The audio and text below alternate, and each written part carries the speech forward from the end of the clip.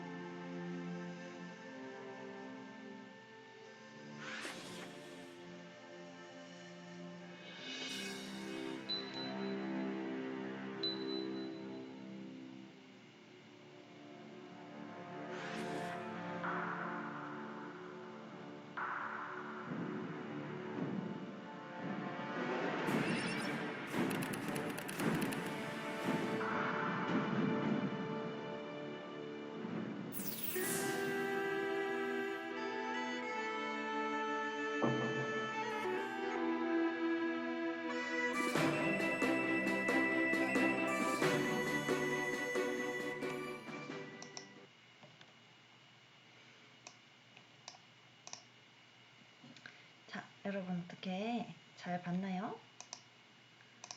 얼굴이 나오게 해야지. 자, 잘 봤을 거라고 생각을 합니다. 선생님은 되게 이런 걸 보면은 막 벅차오른다? 자, 우리가 이런 어떤 과정을 거쳐서 이제 민주정치가 이루어지게 됐는지, 이제 이런 근대 민주주의의 배경인 시민혁명 중에 어떤 혁명에 대해서 얘기하고 있었죠? 그렇죠. 프랑스 혁명에 대해서 이야기를 하고 있었습니다. 그래서 시민들이 프랑스 혁명 이전에 절대왕정에 어떤 식으로 불합리함을 느꼈고, 그래서 자신들의 권리인 자유 그리고 평등 또 인간의 존엄성을 보장받기 위해서 들고 일어났다. 거기서 뭐 루소, 볼테르라는 사람도 있었고, 프랑스에서 혁명을 이제 겪으면서 독립선언, 인권선언문, 여기도 나오죠. 인권선언문이라는 걸 했는데 거기에 어떤 내용이 있었다. 뭐 국민주권, 뭐 이런 것들 내용이 있었다. 그런 내용들이 지금 조용하게 지나갔습니다. 여러분 졸고 있는 거 아니죠? 그치? 자, 그래서 한번 살펴볼게요. 근대 민주주의 혁명에 대해서. 등장 배경은 시민혁명이고, 이렇게 명예혁명, 독립혁명, 프랑스혁명이 있습니다.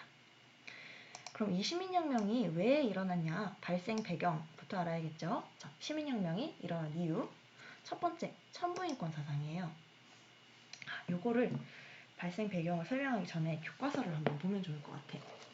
선생님이 교과서 17페이지 표라고 적혀있죠? 교과서 한번 17페이지 펴봅시다. 자, 펴봅시다. 17페이지 뒤적뒤적 해서 어디 펴면 되냐? 어디 보면 되냐? 근대사회라고 적힌데 한번 볼게요. 자, 선생님이랑 같이 눈으로 읽어봅시다. 고대 아테네 이후 절대 왕정 시기 동안 흐름이 단절되었던 민주주의는 근대 시민혁명을 거치면서 다시 등장했대. 시민혁명은 근대 초기 상공업에 종사하면서 크게 성장한 시민 계급이 신분제에 근거한 봉건제도의 모순을 극복하고 국가 권력으로부터 자유와 권리를 획득하여 자유롭고 평등한 사회를 건설하려 한 정치적, 사회적 대변혁 운동이었다. 사실 이것도 길게 얘기하려면 되게 길게 얘기할 수 있는데, 왜 우리 상공업에 종사하면서 크게 성장한 시민 계급, 요게 부르주아라고 하거든요. 부르주아가 대두된 이유 뭐 이렇게 얘기할 수 있는데, 요거는 이제 세계사 수업도 아니고 이제 그것까지 얘기했다니까 여러분들이 이제 잘 것 같으니까 이건 패스하도록 할게요. 어쨌든 부르주아를 중심으로 해가지고 자유와 권리를 위해서 운동했던 대변혁 운동이었다. 사회운동이었다. 이렇게 알면 되고요. 자, 중요한 건 이제 두 번째 문단부터입니다. 시민혁명은 인간의 권리는 하늘로부터 부여받은 것으로 누구도 이를 침해할 수 없다는 천부인권 사상. 천부인권이라는 게 이 권리를 이제 하늘이 내려주었다라는 거예요. 사람은 다 동등하고 각자가 소중하고 이제 각자 이제 자연적으로 내려오는 권리, 즉 자연권 또는 천부인권을 가진다. 그러니까 왕한테 이렇게 얘기할 수 있죠. 야, 너 뭔데 하늘에서 내려준 내 권리를 침해하냐? 이렇게 얘기할 수 있다는 거예요. 그치? 그 다음에 두 번째, 무지와 미신을 타파하고 합리적인 이성에 따라서 낡고 모순된 제도를 개혁해야 한다. 이게 계몽사상인데, 사실 계몽사상은 조금 더 큰 범위로 뭔가 얘기할 수 있는데, 간단하게 얘기하자면 그런 거예요. 예전에는 이제 사람들이, 귀족들이 이제 밑에 계급한테 이렇게 얘기를 했어. 너네 아무것도 몰라. 그냥 우리가 시키는 대로 해. 이렇게 얘기를 했는데, 이제 밑에 계급부터 들고 일어나는 겁니다. 우리는 그런 바보 무지렁이가 아니다. 우리도 이성이 있고 합리적으로 판단할 수 있는 능력이 있다. 그래서 스스로를 계몽하고 이제 계몽하고 많이 알았으니까 현재의 제도가 잘못됐다는 것을 아는 거예요. 그런 것을 이제 알려주는 사람이 아까 나왔던 뭐 볼테르, 루소 이런 학자들이죠. 그래서 그런 계몽 사상이 혁명을 가능하게 했습니다. 근데 많이 아는 사람들이 지식인일수록 더 이렇게 들고 일어날 수 있는 그런 원동력이 되는 거잖아요. 자, 그 다음에 교과서로 다시 갑니다. 계몽사상 다음부터 읽어볼게요. 국가는 개인의 자연권 보장을 위해 사람들 간의 계약으로 형성되었다는 사회계약설에 직접적인 영향을 받았다. 이 사회계약설 굉장히 중요합니다. 이 사회계약설이 수능 정치화법에도 굉장히 단골 주제로 나오고 조금 고난이도로 나올 정도로 중요한 주제라서 이 사회계약설은 딱 간단하게만 얘기하고 그러고 다음 시간에 사회계약설은 제대로 다뤄보도록 할 거예요. 자, 이 사회계약설에 대해서 조금 그냥 간단하게 이야기를 하면 어떤 거냐면 뭐라고 설명할 수 있을까? 사회계약설이랑 반대되는 이전에 내려오던 사상은 약간 그런 거였어. 어떤 거였냐면 국가는 그냥 자연적으로 만들어진 거야. 자연적으로 만들어지고 주권은 그러니까 우리 결정할 수 있는 권력은 하늘에서 왕한테 부여해줬어. 그래서 굉장히 절대적인 거고 왕 거야. 그래서 막 그거를 우리가 어떻게 막 조절할 수 있는 게 아니야. 굉장히 절대적인 거다. 그래서 개인은 이 권력을 가진 왕 그리고 국가에 무조건 복종해. 이렇게 얘기하는 게 이전까지 그러니까 절대 왕정까지의 생각이었거든요. 근데 이제 사회계약설이 딱 튀어나오면서 생각이 바뀌어요. 어떻게 바뀌냐면 약간 러프하게 얘기할게요, 선생님이. 국가? 그거 자연적으로 만들어진 거 아니야. 우리가 그러니까 시민들이 필요에 의해서 자발적으로 만들어낸 거야. 그래서 국가라는 단체가 없으면은 사회가 지금 너무 혼란스럽고 그렇잖아. 그러니까 권리를 가진 당당한 주체인 우리 시민, 국민, 우리가 계약을 통해서 국가를 만들어낸 거야. 왕, 너 막 나가면 이제 우리가 권리 뺏을 거야. 이렇게 주장할 수 있게 된 거예요. 자연적으로 뭐 발생하고 왕이 이제 신이 왕한테 권력을 내려준 게 아니라 우리가 권력을 갖고 있고 우리가 필요에 의해서 만든 거다. 우리의 자유랑 권리, 뭐 생명권 이런 거를 보장하기 위해서 우리가 필요에 의해서 만든 거다 이렇게 주장하는 게 계약에 의해서 만든 거다라고 주장하는 게 바로 그렇죠. 사회계약설이다라고 이야기를 하고 있는 거예요. 여러분들 어떻게 이해가 좀 된다 모르겠어요. 자, 그렇게 사회계약설 이 시민혁명을 발생하게 했겠죠. 왕은 왕 너 짱이 아니라 우리가 우리의 뭐랄까 자유와 권리를 보장하기 위한 거니까. 자, 그리고 또 다시 교과서로 돌아갑시다.